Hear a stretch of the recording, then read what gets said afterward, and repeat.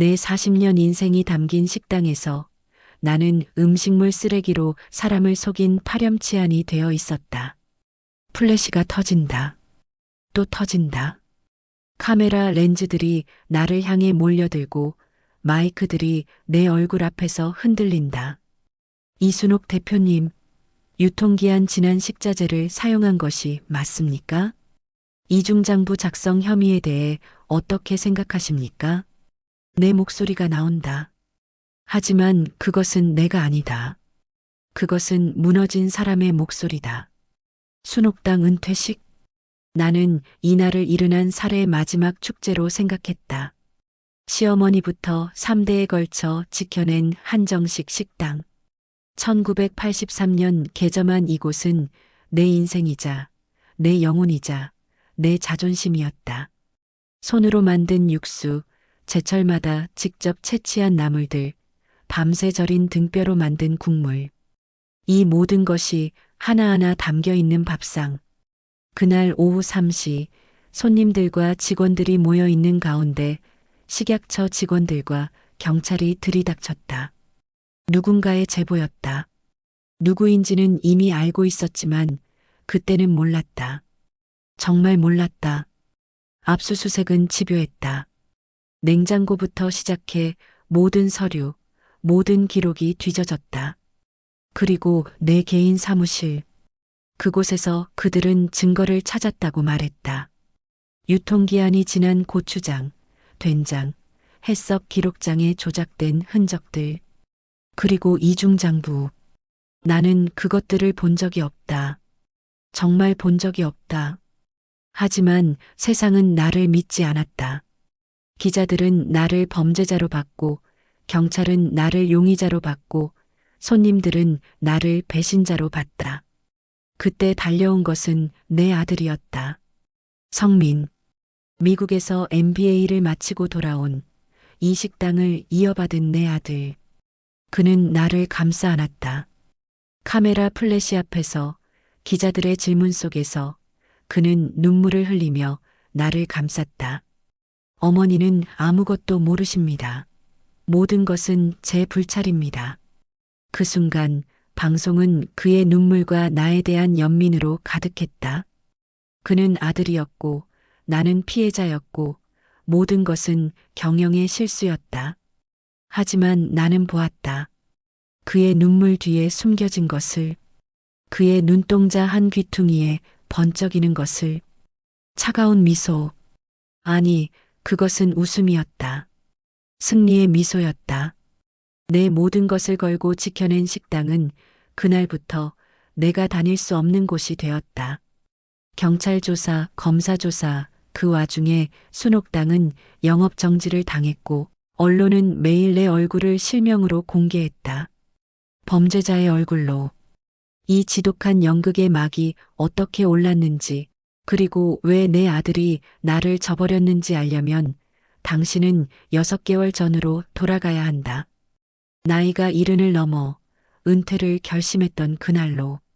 1983년 이래 나는 이 식당을 위해 살았다. 아침 5시에 깨어나 밤 11시에 자는 삶. 남편이 살아있을 때는 함께했지만 그가 떠난 후엔 혼자였다. 하지만 혼자가 아니었다. 내 손맛이 있었고 손님들의 사랑이 있었다. 6개월 전 나는 은퇴를 결심했다. 70살.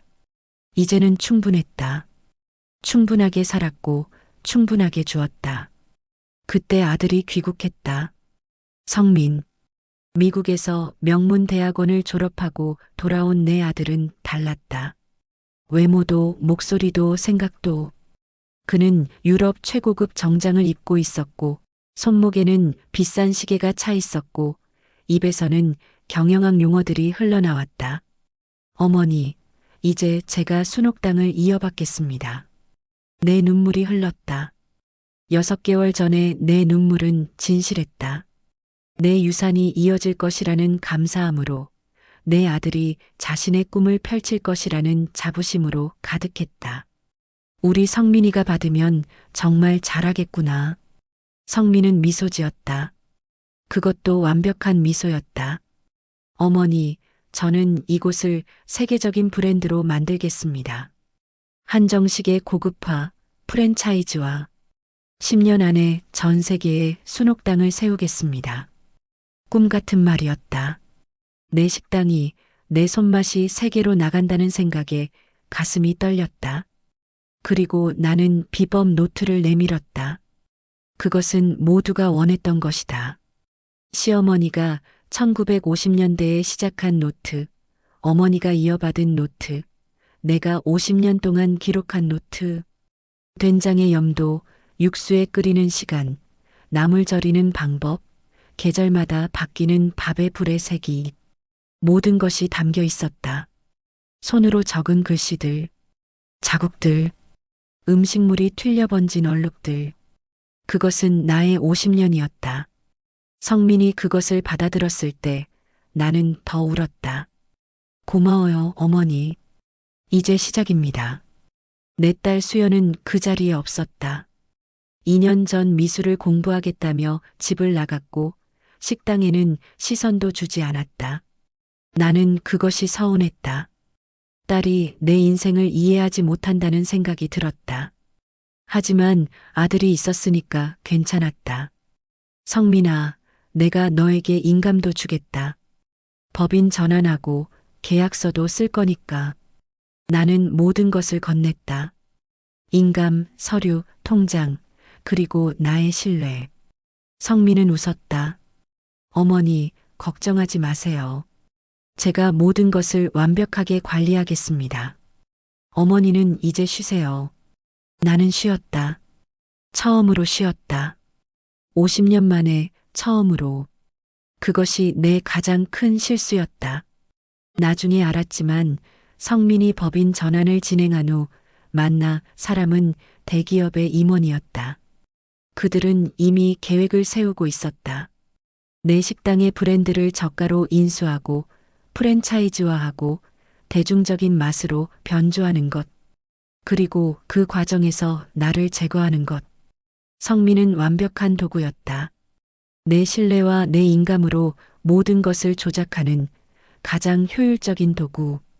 하지만 그때는 나는 모르고 있었다. 나는 단지 편안했다. 드디어 내 일생의 마디를 내려놓을 수 있다는 생각에. 변화는 조용했다. 한두 달에 걸쳐 조금씩 아무도 눈치채지 못할 정도로. 성민은 효율적인 경영이라고 불렀다. 첫 번째는 육수였다. 나는 30년 동안 매일 새벽 4시에 깬다. 쇠고기 우골과 대우뼈를 손으로 다듬고 생강과 물을 자르고 팔팔 끓는 물에 넣고 1시간에 한 번씩 떠올린다. 하얀 거품과 기름때를 걷어내는 것. 그것이 나의 아침이었다. 그런데 어느 날 내가 주방에 들어가니 냄비가 없었다. 대신 상자가 있었다. 프리미엄 육수 베이스. 대기업 OEM 제품. 성민아, 이건 뭐 하는 거니? 어머니, 이제 이것으로 육수를 만듭니다. 훨씬 일관성 있는 맛을 낼 수 있고 비용도 절감할 수 있습니다. 나는 그 육수를 맛봤다. 분명 맛은 있었다. 하지만 그것은 육수가 아니었다. 그것은 액체였다. 영혼 없는 액체. 나는 말하지 않았다.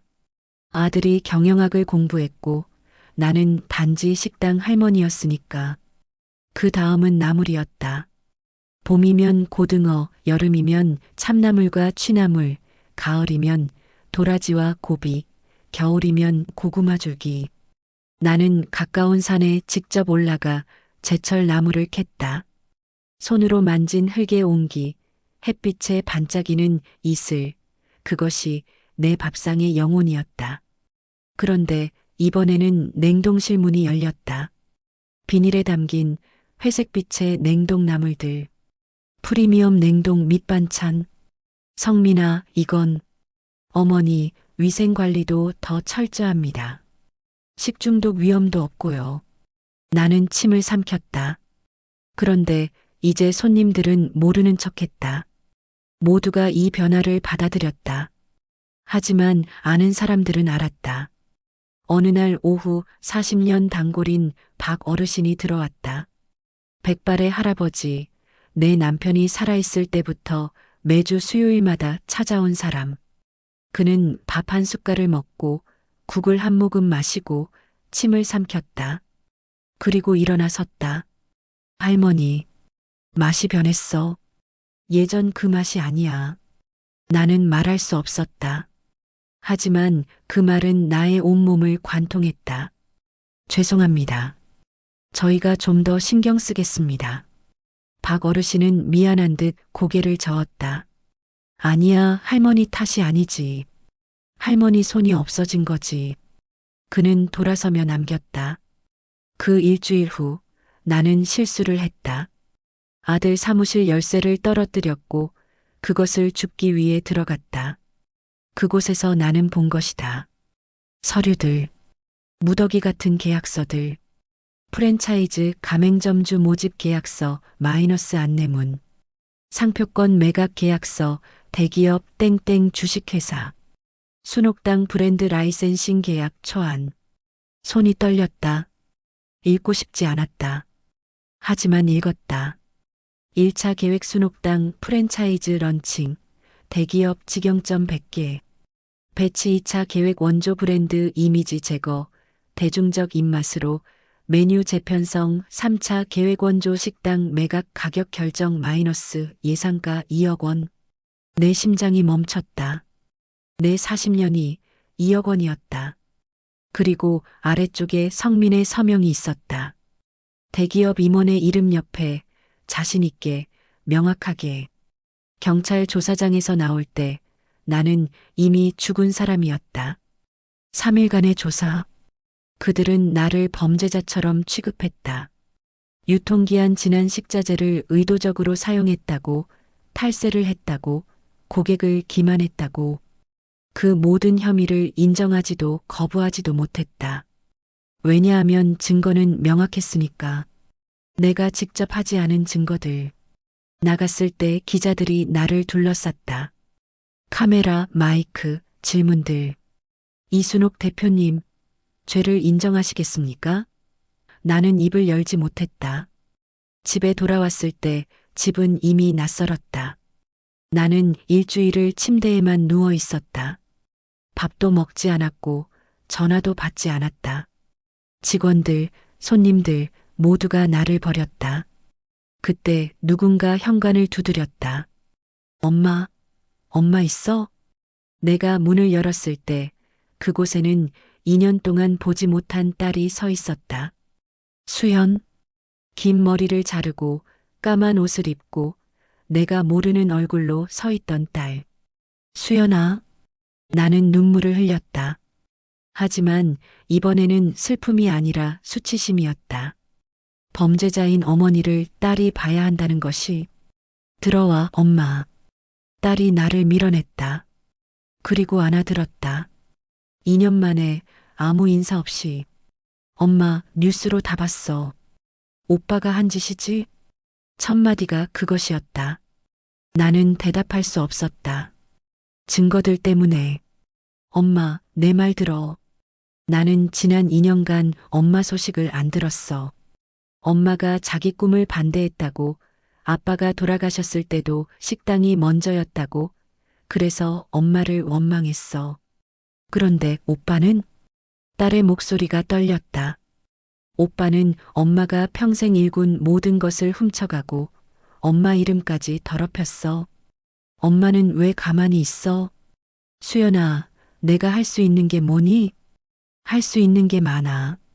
근데 일단 내 소개를 들어봐. 딸은 앉아 앉혔다. 그리고 자신의 일을 말했다. 유명한 푸드 콘텐츠 크리에이터의 콘텐츠 기획자. 유튜브 채널 구독자 300만 명. 음식 관련 영상으로 유명한 그 채널의 핵심 인물이 바로 내 딸이었다. 엄마, 너는 먹어본 적 있어? 내가 만드는 영상?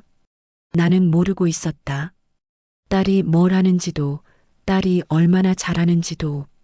엄마, 우리 함께 오빠랑 그 회사를 박살낼 거야. 내 손맛으로. 내 딸은 웃음을 지었다. 그것은 따뜻한 웃음이었다. 하지만 또한 서늘한 웃음이었다. 엄마, 너는 이 나라에서 가장 정직한 요리사야. 그리고 나는 이 나라에서 가장 설득력 있는 스토리텔러야. 그 둘이 합쳐지면 나는 그때 느꼈다. 내가 하나가 아니라는 것을, 내가 혼자가 아니라는 것을, 그리고 처음으로 내 딸을 진정으로 자랑스러워했다. 나는 수연에게 비법 노트에 대해 말했다. 엄마, 너가 아들한테 준 노트 말이야. 그거 진짜야? 나는 웃음을 흘렸다. 그것은 50년 만에 첫 웃음이었다. 아니야, 그건 가짜야. 수연의 눈이 반짝였다. 엄마가 만들어낸 게 뭐야? 나는 침실 깊숙한 곳, 남편이 쓰던 옛 책상 밑에 숨겨둔 또 다른 노트를 꺼냈다. 이것은 누가 봐도 낡았다. 60년을 넘어선 종이, 시어머니의 글씨, 어머니의 글씨, 그리고 나의 글씨가 섞여 있었다. 내가 성민한테 준 건 효율화된 레시피, 육수를 대충 내는 법, 나물을 간편하게 준비하는 법, 맛을 비슷하게 내는 기술. 그런데 이건 다야. 나는 페이지를 넘겼다. 각 계절마다, 각 손님의 입맛마다, 각 날씨에 따라 달라지는 손맛의 기록들. 단순한 레시피가 아니었다. 그것은 50년의 경험, 수천 번의 실패와 성공, 그리고 사랑이 담겨 있었다. 이게 진짜야. 3대에 걸친 진짜 비법. 이거 있으면 뭐든 할 수 있어. 수연은 그 노트를 들었다. 마치 성물을 들듯이. 엄마, 우리 한번 해봐. 작은 가게. 팝업 식당. 팝업? 아, 그건 일시적으로 존재하는 식당이야. 소문으로 유명해져서 사람들이 찾아오는 거. 엄마 손맛이 나오면 입소문만으로도 전국이 난리야. 나는 처음에는 거부했다. 너무 늙었고, 너무 상처받았고, 너무 피곤했다. 하지만 수연은 포기하지 않았다. 엄마, 오빠 생각해봐. 지금 오빠는 뭐 하고 있을 것 같아? 모르겠지만 아마 프랜차이즈 홍보하고 있을 거야. 그래. 그리고 그 프랜차이즈 맛은 엄마 손맛이 아니야. 절대. 그런데 만약에 엄마 진짜 손맛이 어디선가 나타난다면? 사람들이 그걸 맛본다면? 나는 처음으로 생각해봤다. 복수를 말이다. 수연아, 우리가 뭘 할 수 있겠니? 할 수 있는 게 많아, 엄마. 일단 내가 알고 있는 가장 영향력 있는 음식 평론가가 있어. 미스터 K라고 해. 이 사람이 뭔가 추천하면 그날로 줄을 선단 말이야. 수연은 나를 보며 웃었다. 그 사람한테 한국 음식사에서 잃어버린 레시피가 발견됐다고 알려주는 거야. 전설의 귀환이라고. 아무도 모르게 익명으로. 나는 그제야 이해했다. 내 딸이 뭘 계획하고 있는지. 비즈니스가 아니었다. 그것은 전쟁이었다. 그리고 나는 마침내 전쟁터로 나갈 준비를 했다. 순옥의 부엌. 그것이 팝업 식당의 이름이었다. 서울 강남 한 골목, 12평의 작은 공간. 수연은 그곳을 완벽히 설계했다. 미니멀한 인테리어, 하루에 20명만 받는 예약제, 그리고 가격은 일반적인 한정식의 5배. 나는 처음에 그 가격표를 봤을 때 쓸고 싶었다. 수연아, 이건 너무. 엄마, 이 가격에 사람들이 올 거야. 왜냐하면 엄마 손맛은 돈으로 살 수 없는 거니까. 문을 연 날은 평일 오후 4시였다. 그 첫 손님들은 모두 수연이 개인적으로 초대한 사람들이었다. 음식 평론가들, 블로거들, 그리고 가장 중요한 사람 마이너스 미스터 K. 그는 벽안의 외국인, 아마 40대 후반의 남자였다. 한국 음식에 대해 누구보다도 진심 어린 눈을 가지고 있었다. 나는 주방에서 몸을 굽혔다. 떨리는 손으로 밥을 푸었다. 40년 동안 해온 그대로. 누구를 위해서도 아니고 돈을 위해서도 아니고 단지 음식에 진심을 다해. 첫 국은 된장찌개였다. 기본 중의 기본. 3일간 끓인 솥뼈 육수, 직접 담근 된장, 봄에 캔 나물들. 미스터 K가 숟갈을 들었다. 한 모금. 그의 표정이 변했다. 눈이 감겼다가 천천히 뜨여졌다. 그는 다시 한 모금을 마셨고 이번에는 눈물이 흘렀다. 엄마. 수연이 나를 불렀다. 나는 주방 문틈으로 그의 얼굴을 봤다. 한 60대 외국인 남자가 한정식 밥상 앞에서 우는 것이 어색했지만 동시에 완벽하게 자연스러웠다. 그 일주일 후 미스터 K의 유튜브 채널에 영상이 올라왔다. 한국 음식사에서 실종된 전설을 찾았습니다.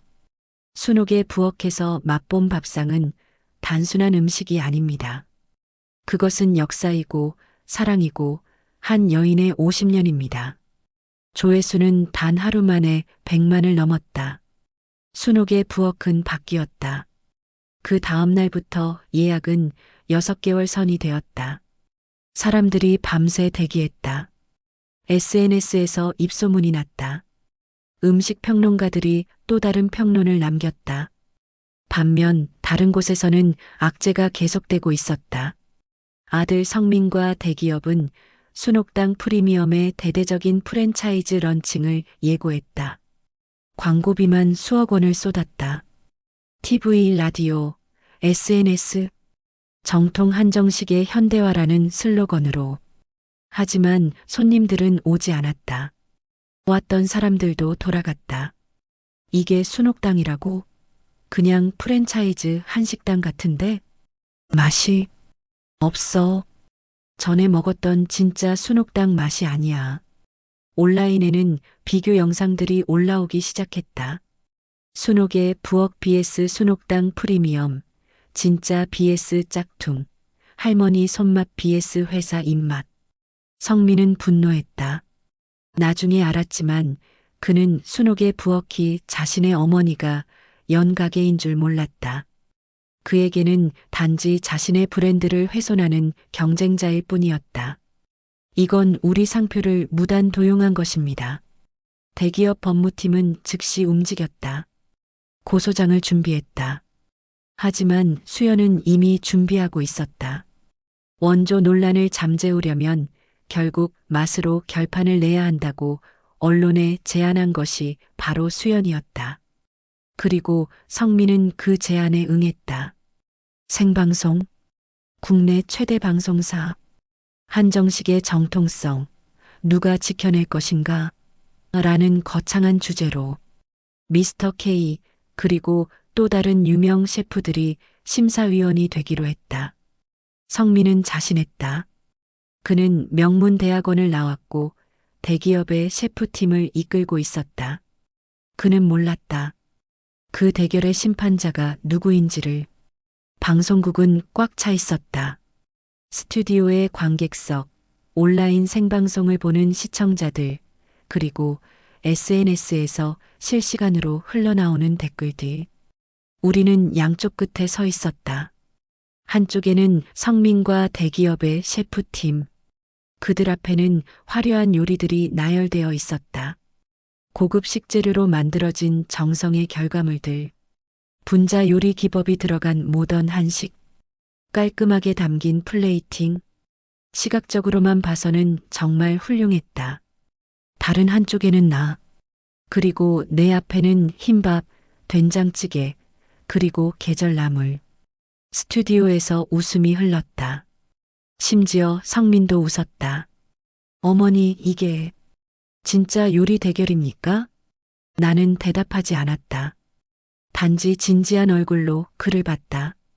심사위원 테이블로 음식들이 옮겨졌다. 먼저 성민 팀의 요리들이 심사를 받았다. 맛있습니다. 기술적으로 우수합니다. 정성이 느껴집니다.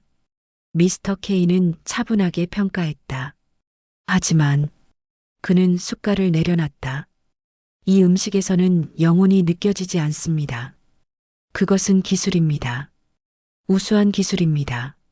하지만 음식은 기술만이 아니라 누군가의 시간입니다.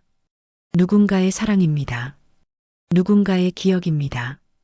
이 요리들은 그것들이 없습니다. 스튜디오가 조용해졌다. 그리고 내 밥과 국이 심사위원들 앞에 놓였다. 미스터 K는 밥부터 집었다. 흰밥 한 숟갈. 국에 말아먹지 않고 그냥 밥을. 그는 씹었다. 그리고 눈물을 흘렸다.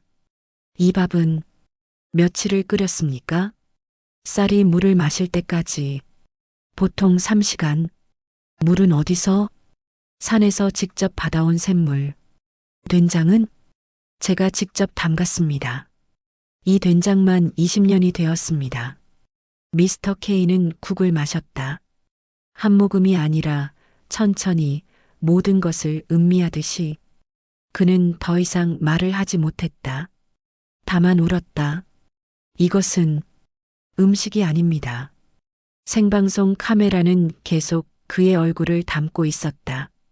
이것은 한 여인의 50년입니다. 매일 새벽 4시에 깨어나 끓인 육수, 제철을 기다려 찾아 나간 나물, 손님들을 생각하며 밤을 새운 밤들, 그 모든 것이 이 밥 한 숟갈 안에 있습니다. 이것은 맛이 아닙니다. 이것은 역사입니다. 사랑입니다. 다른 심사위원들도 먹고 있었다. 아무도 말을 하지 않았다. 하지만 모두가 같은 눈물을 흘리고 있었다.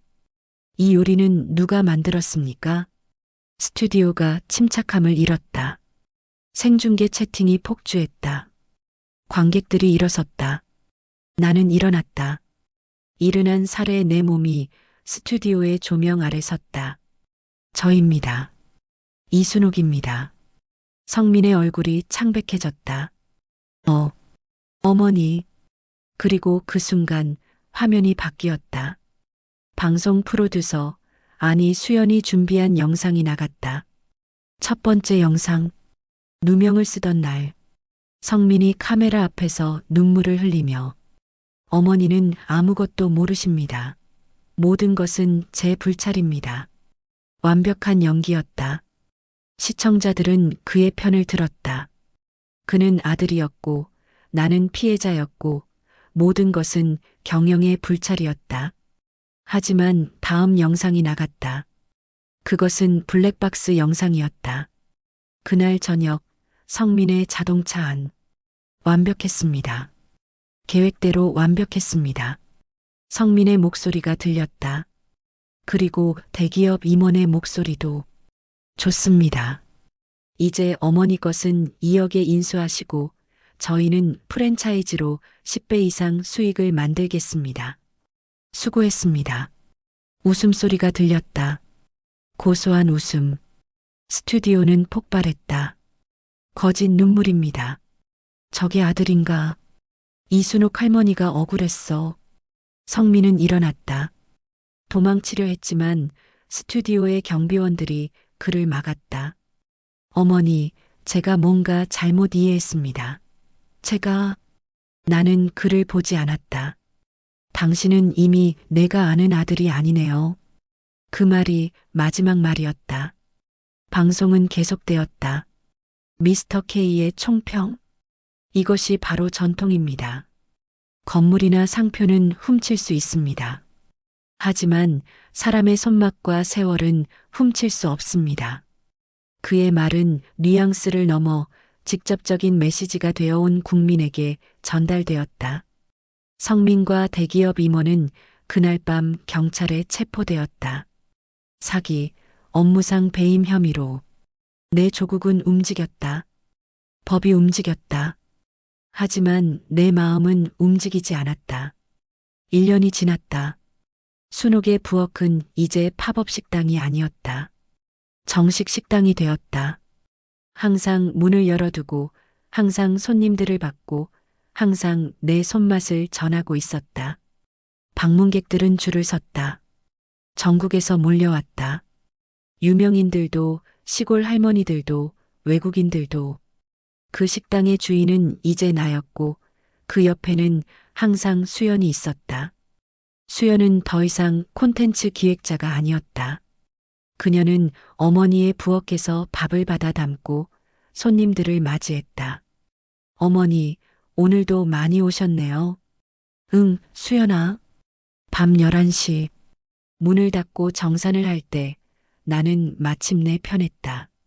아들 성민은 1년형을 선고받았다. 6개월이 지났다. 나머지 6개월이 남았다. 대기업은 프랜차이즈 브랜드를 회수했고 가맹점주들에게 배상금을 지불했다. 상표권은 다시 나에게 돌아왔다. 언론은 내 이야기를 정의가 승리한 날이라고 칭했다. 하지만 나는 그렇게 생각하지 않았다. 정의? 그것은 매우 추상적인 단어였다. 오히려 나는 이렇게 생각했다. 음식이 이겼다. 손맛이 이겼다. 아무도 훔칠 수 없는 것들이 이겼다. 어느 날 편지가 왔다. 교도소에서 어머니, 이제야 어머니의 된장찌개 맛이 그립습니다. 그 평생 매일 먹고도 느끼지 못했던 것들을 지금 이 감옥에서야 깨닫습니다.